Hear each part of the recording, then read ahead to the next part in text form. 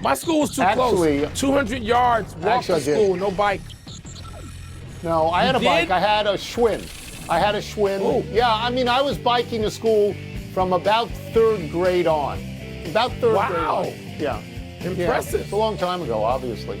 I was going to say school hadn't been invented yet, not just bikes. Welcome to PTI, boys and girls.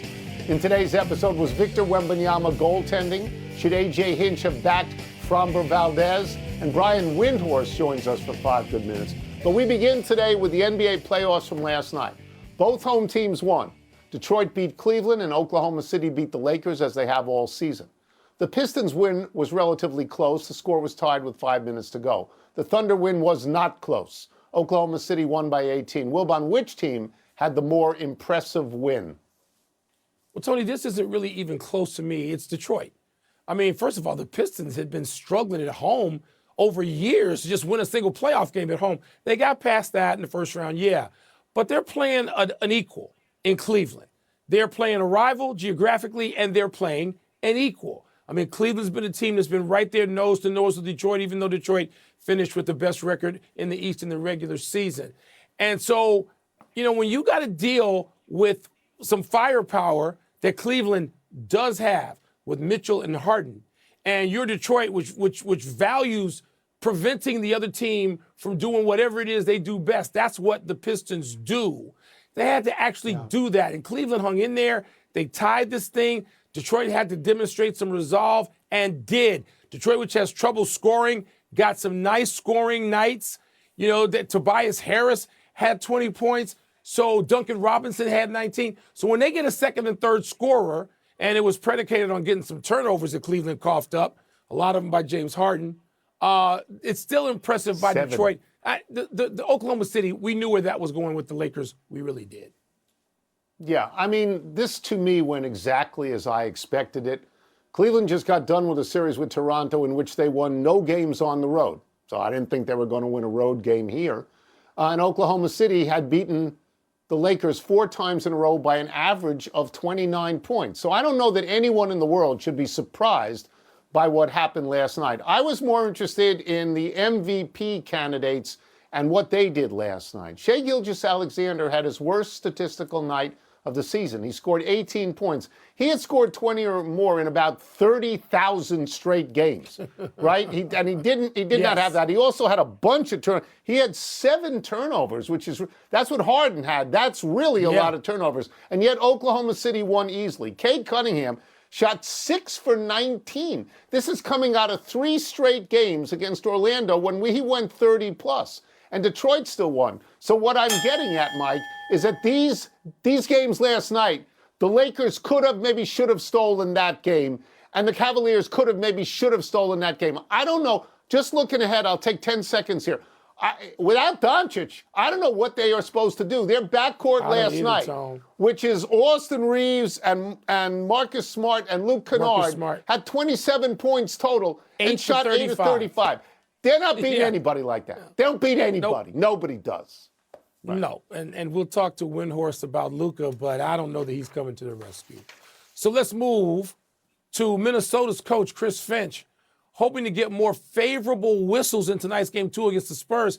Finch said that 4, maybe even 5 of Victor Wembanyama's 12 blocks in game 1 should have been whistled for goaltending, and Finch called the fact that they were not alarming.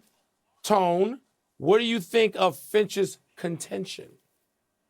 So I think he's planting a seed and hoping it grows very quickly. I mean, I think he wants an immediate effect in game 2. He made sure that the league would hear this. He made sure the referees would hear this. Our friends Pat Riley and Phil Jackson did this all the time. You can't win the game that was just played. You can't win that one. So you try to win the next one. I would assume that Finch says to himself, we won 1 game already in San Antonio. If we win another one in San Antonio, we win 2 on the road, we can steal this series. So he's trying to steal game 2 before it even happens. Do I think that Wembanyama had 4, maybe 5 goaltends? Probably not. He may have had 1 or 2. Wembanyama's 7'5". He's swatting the ball to the moon. He is a daunting presence. So if you are Finch, you're saying to yourself, if we actually beat them and he had 12 blocks, think how much easier it would be if he only had 4 or 5. Yeah, well, even by Finch's count, he would have had 8 legitimate ones. It is more than that. There are 2 possible goaltends. There's really only one, a ball that hit the glass first. But, Tony, you mentioned key names. I'm going to add one to what you mentioned about Phil Jackson and Pat Riley. Let's add Chuck Daly, because you and I know, and we covered, and we can go back further than those guys to Larry Brown, and further back than that to Red Auerbach, and what they did ingenious on the day after a game. Sometimes the loss, in this case for Finch, a win. You're setting this thing up. It was brilliant for him to get the conversation moved in that direction. Because if you get a couple of whistles, you shouldn't in the next game. In a close game, I mean, San Antonio could have won that with that 3 at the buzzer. To win again. So Finch is looking at that. It's really smart, even though I disagree with his characterization. Wembanyama will have a much better game the next game. He is. Well, okay, it's very smart. And now let me ask you this. Wembanyama consumes everything that is said and written and done on television about everybody's performance. He does that. He does. How will this affect him? Will he attempt more blocks, or will he lay back and attempt less blocks? I think that it works on 2 levels, referees and Wembanyama. So Finch did a very wise thing. Good point. Let's move to baseball. Yesterday we talked about Tigers pitcher Tarek Skubal. Today we will talk about Tigers pitcher Framber Valdez. Valdez hit Boston shortstop Trevor Story in the back with a fastball last night, immediately following 2 Red Sox home runs off Valdez. Valdez was tossed by the umpires. Valdez's manager, A.J. Hinch, said, and I'm quoting here, "We play a really good brand of baseball here. That didn't feel like it. It's not judging intent. I have no idea. But I know when you go out in the field and you end up in these sorts of confrontations, you usually feel in the right. It didn't feel good being out there," unquote. Wilbon, what do you think of Hinch's comments? Tony, when I heard those comments last night, I was stunned. I was sort of admiring of it. I don't know how it plays in the locker room with your starting pitchers, because as you and I know, for 150 years, baseball managers, whether they agreed with it or not, plunking a guy after some home runs, they said they would just automatically would say things like, well, that's what happens, and they deny there was intent, and they would sort of pop their jerseys and back their pitcher. That's what they did. For 150 years, this wasn't that. By the way, Hinch has been suspended for a game, Valdez for 6, which is essentially 1 start. Automatically, the manager goes. But, Tony, Valdez, this is complicated. Valdez was 73-44 over a 6-year stretch with 25 quality starts. That was the league high in 2022. But he's also had this behavior. Remember, he crossed up his catcher and hit him with a 93-mile-per-hour sinker last year. There was also the fact that he worked with a sports psychologist because people have been worried about his behavior. And now there's this. When you're a manager, and I get it, Hinch says, no, this is not what we do. He doesn't want this. He doesn't want to back this. He doesn't want this to be the Tigers' culture. I applaud him personally. Again, don't know how it's going to play in the clubhouse in Detroit. Yeah. So I had our friend Buster Olney on my podcast this morning, and Buster said that he felt that was totally intentional on the part of Valdez. Valdez of course it was having a terrible outing. Ultimately, he had 10 runs, 7 earned in officially 3 innings. This happened in the top of the 4th. He went out in the top of the 4th and served up 2 home runs, and then hit this guy in the back. Hit him with a 4-seam fastball that Buster said was the first 4-seam fastball he threw all season, okay? And so if you're in that position, you're the manager, and you know this guy because you managed him for 2 years in Houston. That was backing away from that. And yet, look, in Hinch's position right now, he's got Skubal awaiting surgery. He's got 5 other pitchers, including 3 other starters, on the injured list, and now he loses this guy for at least 1 game, maybe 2. So in that context, he's not going to come out and say, I love what happened out there, but I agree with you. For 150 years, managers either backed it or shut up. They didn't do this. Let's take a break. I admire it, by the way. I admire it. Me too. And he makes more money than anybody on that team. Valdez, free agent. Coming up, Joel Embiid is out tonight against the Knicks. How does that change things for the Sixers? We're going to ask Brian Windhorst. And we'll also ask him whether the Celtics could actually trade Jaylen Brown for Giannis. Hot. We've got NBA questions for our great friend, ESPN senior NBA writer, Brian Windhorst. Let's start with this. He's out. Joel Embiid has been declared out for tonight's game 2. How does that change what happens with the Sixers and the Knicks? Of all the things that have happened in Embiid's career, this is a new one. He goes from probable to out on a playoff game day. It's just another line in the long saga that has been his injury history. Okay, so obviously this offensively dramatically changes the way Philly is going to approach this game. But I will point something out. And the Knicks are on a heater. There's nothing slowing them down offensively right now. But they absolutely attacked Embiid in the pick and roll in game 1. They went at him. I think Brunson went at him like 25, 27 times. So at least in this game, Philly can play a defensive style that can give them a better chance against Brunson and Anunoby. But I'm not saying that like I think it's going to be a different outcome. So what you need here is you need Maxey to go crazy. But this is going to be a golden opportunity for New York to go up 2-0. Like things are breaking their way. They're playing their best basketball at the right time. They've been healthy at the right time, knock on wood, etc. They've caught a rhythm. And this is the way it goes in the playoffs. They've got a great opportunity here. Yes, they do. And we'll move to a team which may not have a good opportunity. The Lakers lost game 1 to the Thunder last night, as you know, Brian. What are you hearing about Luka's health and any potential return? Yeah, so Luka spoke today for the first time really in weeks. And he revealed that when he got his MRI, the doctor said it would be 8 weeks. And so that's a moderate to severe hamstring injury. He's been out about 4 or 5 weeks. So the reality is, under that timeline, you're not expecting to see him anytime soon. Now, he didn't say what his personal timeline is. He did say he started running, but he's not done any contact. So the reality is this. Unless the Lakers can push this into late next week, I don't know, 5, 6, 7-ish, I don't think you're seeing him in this series, and I think everybody knows it. In the NBA, we never know what will happen. We always leave open doors, but I do not think you should expect to see Luka Doncic. Well, that's going to leave probably a one-sided series in the West. Let's move to the Celtics for a second, who are, of course, done, Brian. The NBA fined Jaylen Brown for his comments on the Zebras. And as you know, Jay Will proposed a Brown for Giannis trade yesterday on this here network. You and I discussed this morning, but let's let everybody else in on this. How do you see even the possibility of Jaylen Brown going to Milwaukee and Giannis going to Boston? If Milwaukee is ready to trade Giannis, which we seem to have a neutral zone on that, if that's true, they absolutely should call Boston. A trade with Giannis where the Bucks get a bunch of draft picks doesn't help them because they don't control their own pick for the next few years. So going into a tank situation with the new tanking rules doesn't make sense. So if they're going to trade Giannis, I'll re-underline if, you want players who can help you immediately. That would be obviously Jaylen Brown.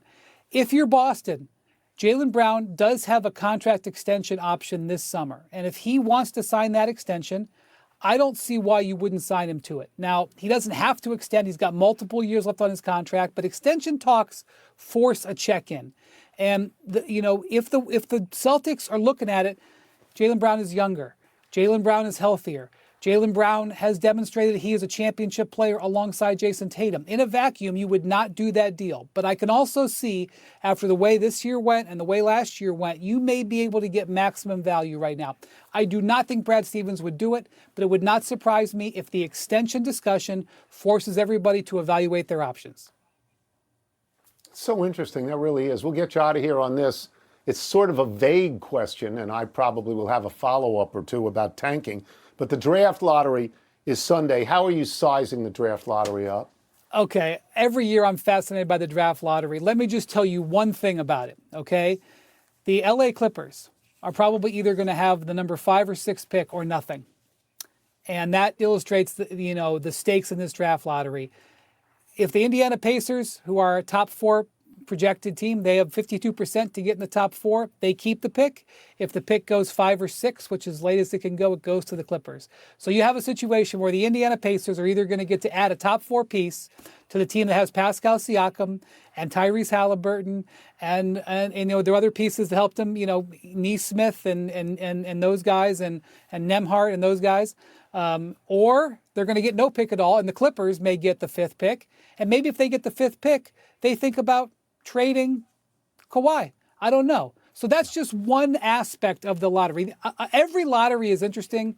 This one has potential to be one of the more interesting ones of the next decade because there's quality players in this draft, and there's a bunch of teams that can have instantaneous changes in their situation. Golden State could get in there. Dallas could get in there. You think Utah's nothing? Well, they have a bunch of players all of a sudden going to play. How about your Washington Wizards, Tony? In case you forgot, they have Trae Young and Anthony Davis. I know they've never played for the Wizards, but they will play for the Wizards. What if the Wizards get a top 3 pick in this draft?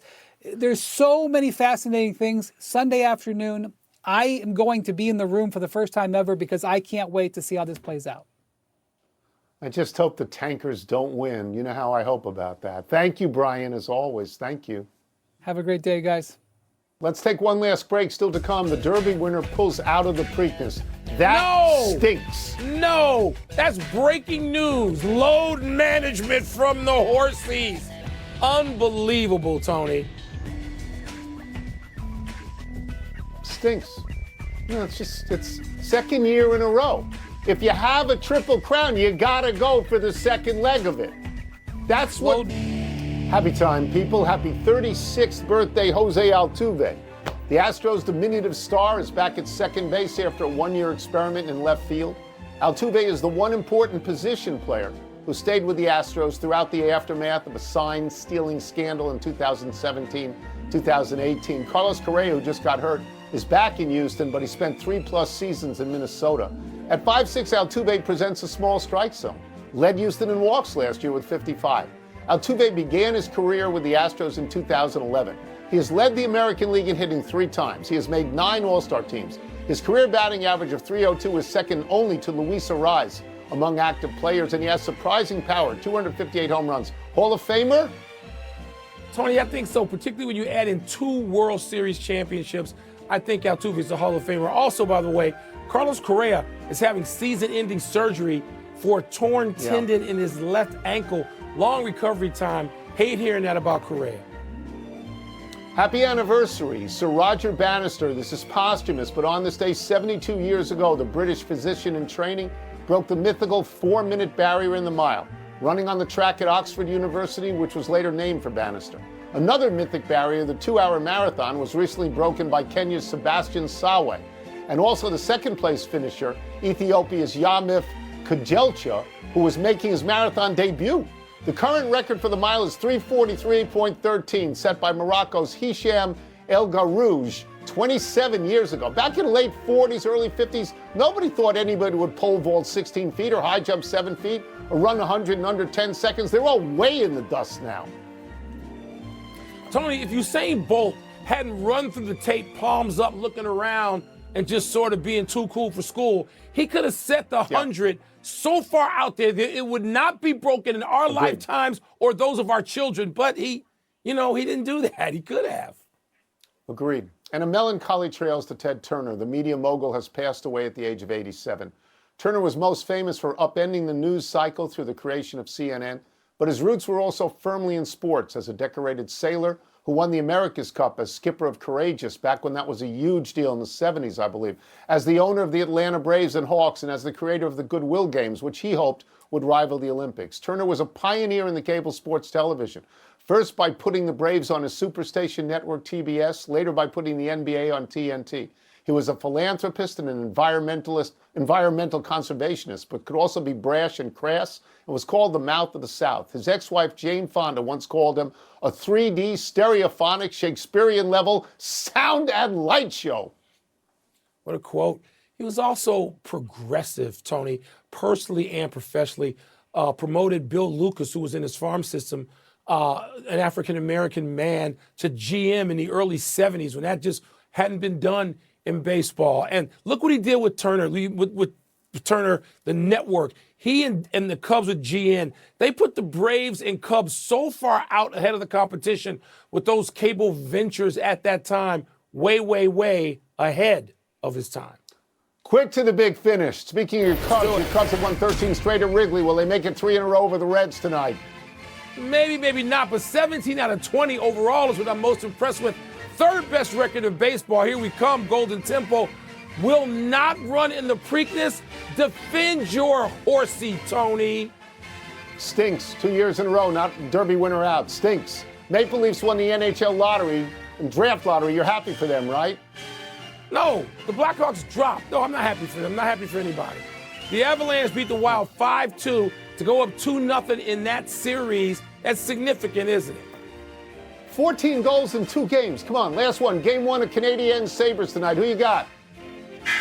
I got the Canadians. A little soft spot, usually for both those cities. Love Montreal, love Buffalo, but I'm going with the Canadiens. We are out of time. We'll try to do better the next time. And Brandon Martin in Oklahoma, shout out. I'm Mike Wilbon. Same time tomorrow, knuckleheads. And